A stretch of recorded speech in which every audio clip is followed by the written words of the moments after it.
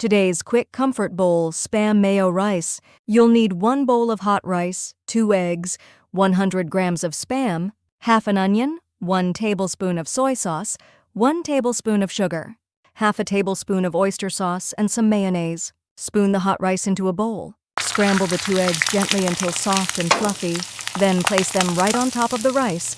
Slice the Spam and add it to a hot skillet. Cook until the edges are golden and a little crispy. Cut into bite-sized pieces if needed and layer them over the eggs and rice. In the same pan, leave a little of the fat behind. Add thinly sliced half onion and sauté until translucent. Stir in the soy sauce, sugar, and oyster sauce. Cook until glossy and slightly thickened. Spoon the onion sauce generously over the bowl. Drizzle mayonnaise in a zigzag over the top.